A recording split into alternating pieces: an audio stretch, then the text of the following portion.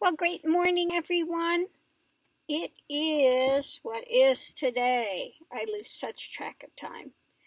Thursday, February 13th. Oh, tomorrow's Valentine's Day. Okay. Well, I see Hope Hicks is returning to the White House. Lord have mercy. Anyway, so this morning, let's see what the universe has to say. I'm going to draw something from the Angelarium, from my white rabbit, and then also my little witchy one, and we'll see what will you universe have to tell us today. We got up this morning and it was chilly. It was 36 degrees out there, so it was a bit chilly. But Mr. Max had a wonderful time out there sniffing all the sniffs, and I mean, he's got to smell every bush, every rock. So we had a nice long walk. Aestibus, angel of divination. These have such interesting artwork on them. So let's see if I can find where that is at. I wish they had a easier way to look these up.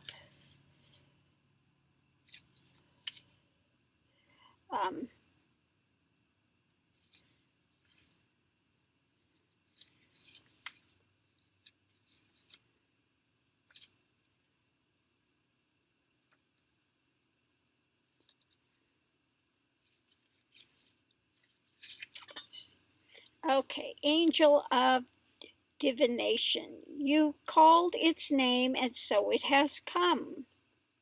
But you do not command what is foretold. Aestibus can only be an uncertain ally in these mercurial times. Aestibus reveals the ever-shifting rhythm of the skies and beckons us to observe the alignment of signs. Something is seen in the clouds, in the leaves, in the shadows, something as glorious as fate. You observe something that could not, must not be real. Curiosity is your call to action. You are compelled to go. Okay. The angel of divination. So let's see what else we have with this.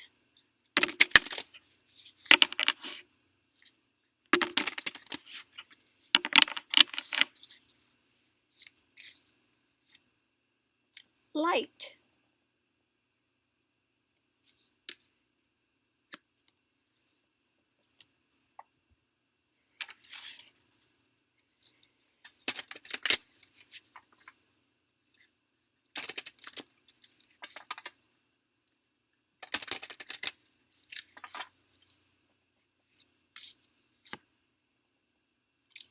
Take off.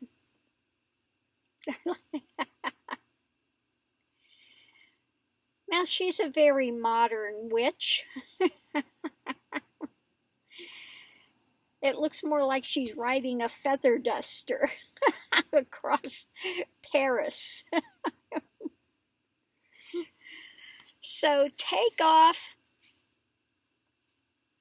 look for the signs, and stay in the light. That's basically the message today. I like it.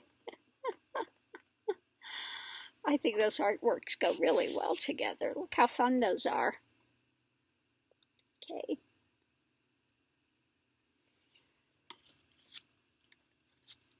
So if you're looking for the signs, you can look and see, basically the flow of things, how things are progressing and how things are going.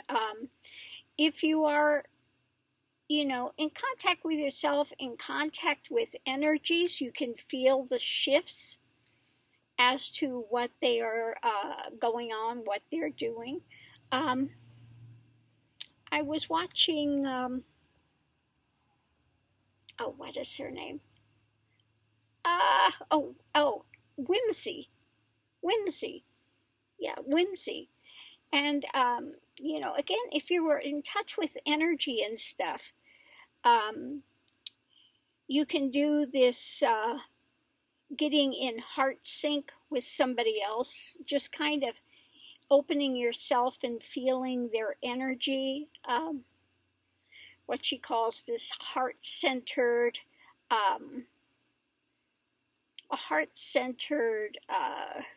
what's the word? I am just so not with the program this morning. Remote viewing, heart-centered remote viewing. I would call it more remote feeling. Okay, heart-centered remote feeling, where you can put yourself in alignment with another's energy, and you can feel what's going on with them, their emotion, the other things, how their outlook is. Okay, these things can be impressed on you. Okay, I think it's kind of like that when I'm doing like the readings of those that have passed. I've done a few readings, and you can feel their energy, and you and that starts to move things. You get impressed with all these things. It's kind of hard to explain how it goes, what it feels, but it's more like you can feel it. You can not that you hear every word, but you can get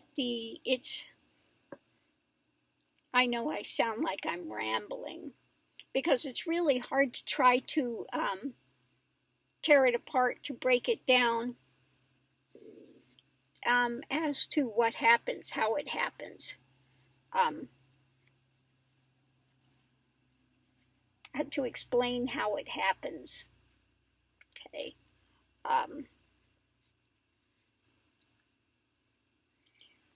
But it's more like you are kind of feeling their feelings, feeling their thoughts,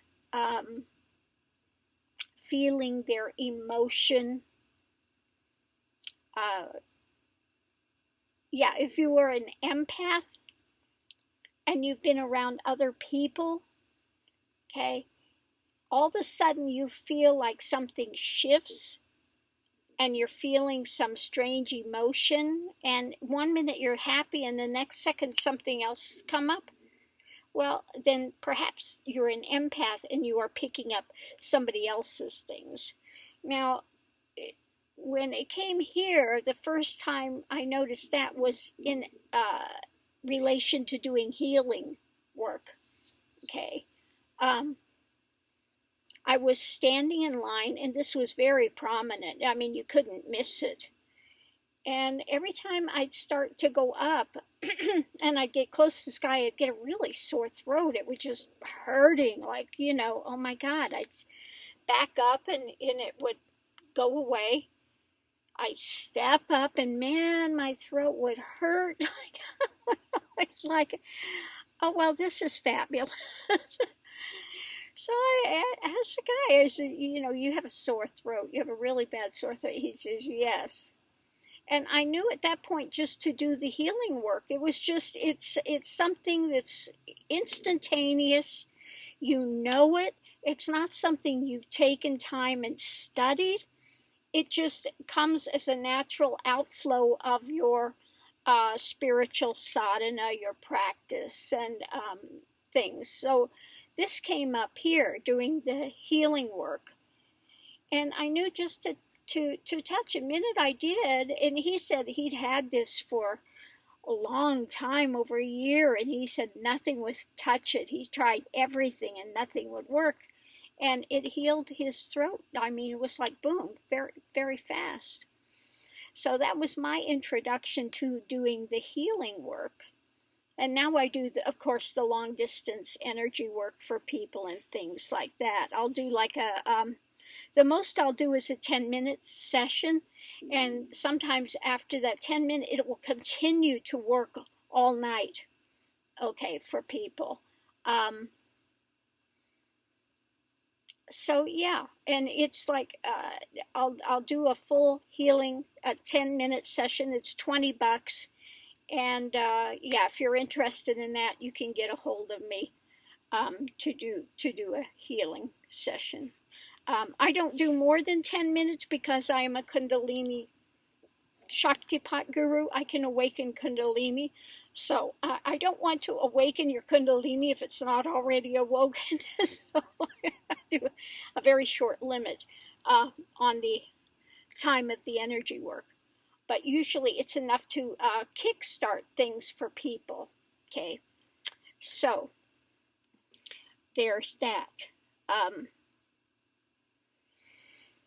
So anyway, today's thing, I've gotten a little off the subject, but yeah, as far as divination, you know, it's the same thing. In divination, we stay to the light, and you've got to be willing to jump off to go into it, whether you're doing tarot or whether you are just picking up somebody's energy and talking to them about their energy, or whether you see auras, if you see the aura, and you talk to them about that, decipher that, okay?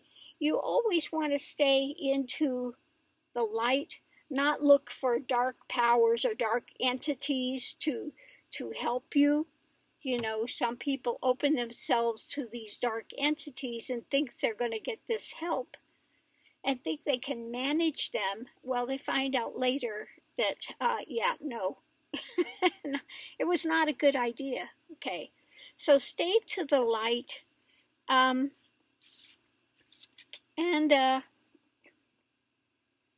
if you're going to do the divination, okay, you'll find your area of expertise. So like I said, when we do the tarot cards, you know, it's not always what the card means. Sometimes you'll just see it and you'll get a different impression. Okay, so, you know, you go with that impression. And every deck has a different feeling, a different energy to it. That's why we'll pick different decks for different readings, you know. And I don't always sit and think about what deck would go for what reading. You just instinctively, you'll pull the ones, you know, for that reading, okay? So I'm going to leave this here. Yeah, if you are interested in divination, divining, it takes more of being settled, quieting the mind, stilling the mind, and then getting yourself very centered, okay? And not letting the mind run away with you. You have to be centered, and then you feel the impressions, the things that are coming in. Okay, you have to become very aware of what's around you, impressions, feelings, energies, those type of things. So I hope this has helped someone. Well, that was an interesting one. Estibus, the angel of divination. May you always stay to the light and just take off and go for it. Okay? And it will take you on a ride for sure. Anyway, everyone, thank you for tuning in. What's going on today? It's getting better. People have asked about that. It's to the phase of, you know, I don't have the blisters anymore. It's, you know, drying up. So it's at that stage where everything feels tight because it's, you know, healing and stuff. But yeah, it was chilly out here this morning. Okay, it was chilly this morning, and but Mr. Max loved it. You know, when Raj was here, we would take very short walks because Raj would not want to go very far. He'd go a short ways, you know, and then he'd want to come back in right away.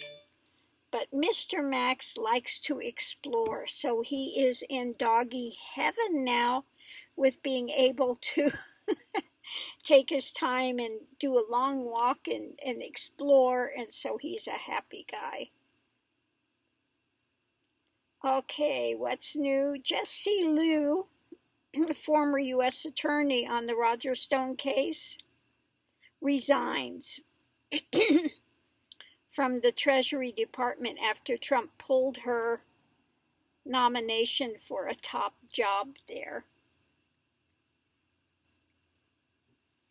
Yeah, Trump is doing his stuff again. You know, he promises people this and that, and he reneges on it, and you know, puts them in a position to use them, and then when he's got what he wants, he gets rid of them. If he can't control their every action, he will get rid of them. Okay. So anyway, I'm going to leave this here, and I'll see you online. Have a great morning. Aho.